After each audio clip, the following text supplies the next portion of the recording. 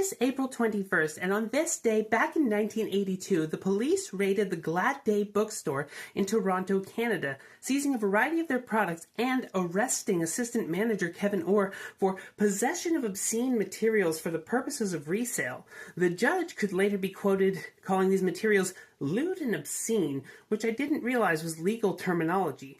This was part of well over a decade of censorship and harassment that they faced before they eventually forced the Canadian government to rewrite its laws about the depiction of gay relations in printed media. The Glad Day bookstore is still in operation today and is the oldest surviving queer bookstore. It is April 22nd, 2026, and on this day in 1766, Anne-Louise Germaine de Stael-Holstein, also known as Madame de Stael, was born in France. She was a French political theorist, philosopher, novelist, and woman of letters who was forced to go into exile out of France after severely hurting Napoleon Bonaparte's feelings because, as well as everything else that I just said, she was also a bit of a badass. She was good friends with Ralph Waldo Emerson, Melville, Byron, and dozens of other famous writers of her day. She was even longtime pen pals with Thomas Jefferson and regularly told him that if he wanted to have a perfect system of government, he needed to eliminate slavery in the south of his country because she was a fervent abolitionist. As with all things queer history, her sexual orientation is somewhat up to debate, although historians, generally speaking, do agree that a man named Benjamin Constant was most likely the biological father of her child, and she also wrote letters to a woman named Juliette Récamier, saying that the feelings that she felt for Juliette could only be compared to the feelings that she felt for Benjamin. And girl, I've been there. I am also bi. It is April 23rd, 2026, and on this day back in 1564, one William Shakespeare was born. William Shakespeare, but that's not a queer icon, is it? Absolutely. He was a bi-king for the ages. Now, I can already hear you saying that the historical record on this is just a little contentious, but isn't it always for queer people? Maybe men just loved each other a little more back in the day, say some historians. Maybe this was actually all just platonic. Hold on. Wait a minute, because you might know that some of his sonnets were actually addressed to a fair youth or a fair lord, a man. That is not up for debate. And you gotta hear what was in these poems, because he's referring to this fair youth, this fair lord, as dear my love, and this one's pretty salacious, the master mistress of my passion. I've never referred to anybody as that. And furthermore, some of the most famous, most recited lines in love poetry of all time, shall I compare thee to a summer's day, thou art more lovely and more temperate, were also addressed to this fair youth, this fair lord, this man, who William Shakespeare had a debatably platonic relationship with. Now, I know that you've probably had a crush on somebody in the past, and you might have followed that up by writing a little bit of poetry to them. How many poems did you write? 1, 2, 3, 164? Because Shakespeare wrote 164 to this man with whom he was enamored in a debatably platonic way. This was not a platonic relationship. So whether you subscribe to the notion that William Shakespeare was a bi-king or not, it's pretty hard to debate the fact that he was definitely in love with whoever he was writing these poems to. So either that was a trans woman or he was a bisexual man. There's no real debate about it. It is April 24th, 2026, and on this day back in 1980, Ken Horne, a gay man living in San Francisco, became the first person in the United States to be diagnosed with acquired immune deficiency syndrome, or AIDS. Unfortunately, because he was a gay man, this meant that the disease was referred to as gay-related immune deficiency for years after this, and the government refused to take it seriously because they didn't see the health and lives of gay men as being worth any amount of concern or priority.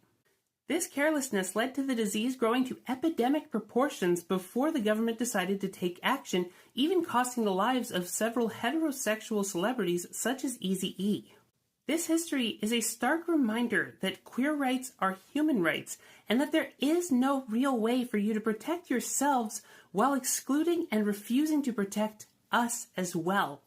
Ken Horne unfortunately passed away a little over a year after his diagnosis, but thanks to decades of research and medical advancements, people are able to live full and complete lives with this disease, and the outcome that he suffered is no longer guaranteed. It is April 25th, 2026, and on this day back in 2022, a non-binary 17-year-old Chilean was granted the right to have X as their gender marker on their identification, marking the first time that this process was legalized in the country of Chile.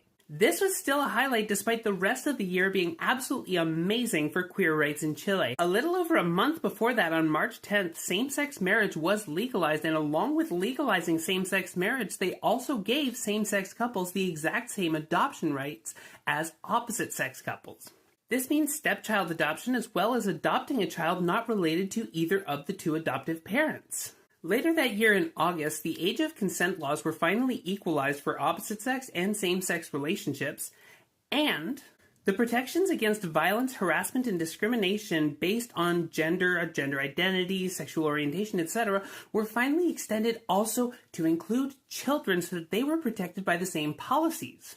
Chile effectively demonstrated to the rest of the world that this incrementalism that's always being pushed at us, take things one step at a time, you can't do too much, is complete nonsense. To paraphrase a queer icon, we can have it all, and we can have it now.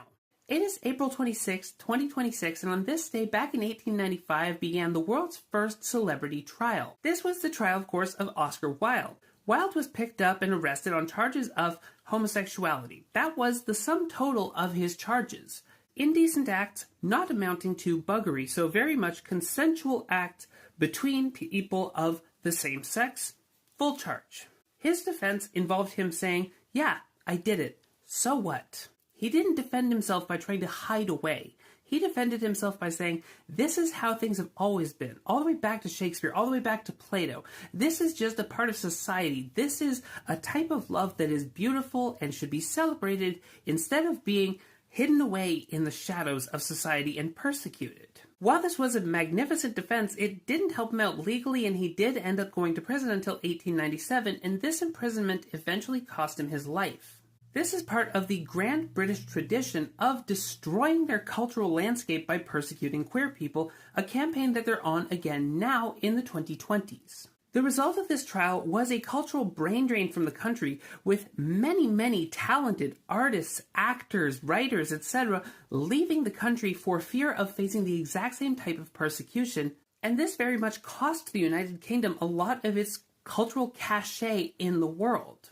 Their status as the center of art for the world would never be recovered, and very much the demise of the British Empire is owed in large part to their persecution of Oscar Wilde. So while they did manage to cost him his life, he managed to cost them their empire. And it just goes to show that this is not a community that can ever be destroyed.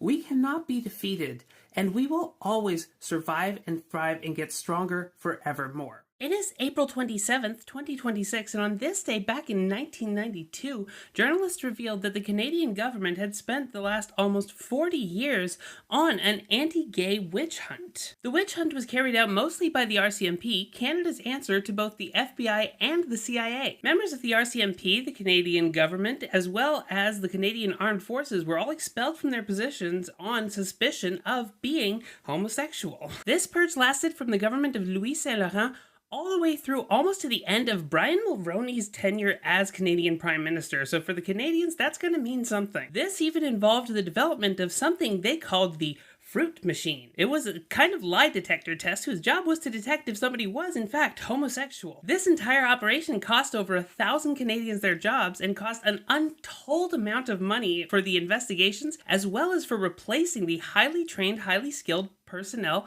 that they were purging the government of. It took another 25 years after this was revealed for the government, through their spokesperson, Prime Minister Justin Trudeau, to finally apologize for what they had done. At that point, they added to the cost as well, with another $147 million being put aside for settlements for the people whose jobs were stolen. It is April 28th, 2026, and on this day, back in the year 2000, we had the Millennium March on Washington. This was a massive awareness campaign for LGBTQ rights and saw almost 1 million people marching on the US Capitol. It was a 3-day long event starting on the 26th and ending on the 28th of April with a march on the US Capitol building. At this point, the crowd was addressed by several members of the US Congress, as well as then President of the United States, Bill Clinton. One of the most successful events of the weekend was the Equality Rocks concert produced by the Human Rights Campaign. Many stars performed, including the biggest country star in the world at the time, Garth Brooks. This shows that country and bigotry have not always been comfortable bedfellows,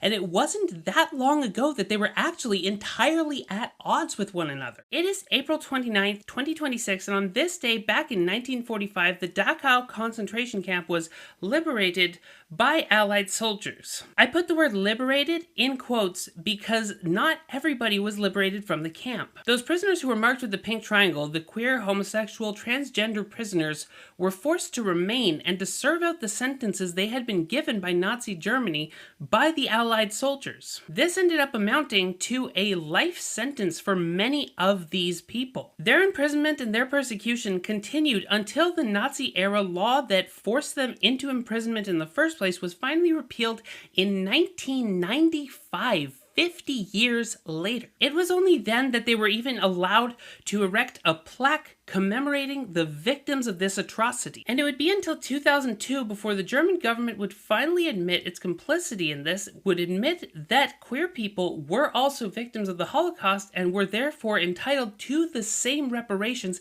as other Holocaust victims. During their time in the camps, queer prisoners were often subjected to deliberately harsher treatments than any of the other detainees, with the mistaken belief that this would somehow correct them. And all of this led to queer Europeans having the highest fatality rate of any group of Holocaust victims, despite us barely getting a mention anywhere in the history. This also demonstrates effectively the extent to which the Allied participation in the anti-German efforts of World War II were not on some sort of human rights concern, but because they had become an economic nuisance and inconvenience to them. It is April 30th, 2026, and on this day back in 1988, 250,000 British citizens marched on London to protest the inclusion of Section 28 in the Local Government Act. This law made it a criminal offense to in any way teach the acceptability of homosexuality in schools. The ambiguity of the phrasing of this law led many teachers to believe that any sort of mention of LGBTQ anything could also be constituted a criminal offense, and to exclude all of it from any of their teaching. This led to an unforgivable gap in many children's educations for years. It also banned any sort of LGBTQ support groups in schools, which meant that teachers were effectively prevented from doing anything to stop any homophobic bullying that they witnessed. Not to editorialize, but if your political beliefs involve the harming of children, you need new beliefs because you're wrong. The repeal of this law began in the year 2000 when the Scottish Parliament nixed it, and then continued in the year 2003 when it was finally shuttered for the entirety of the United Kingdom. Prime Minister Tony Blair caught a remarkable amount of flack for this, despite it being one of the few good things he ever did while he was in office. My name is Courtney, and I'm posting queer history every single day.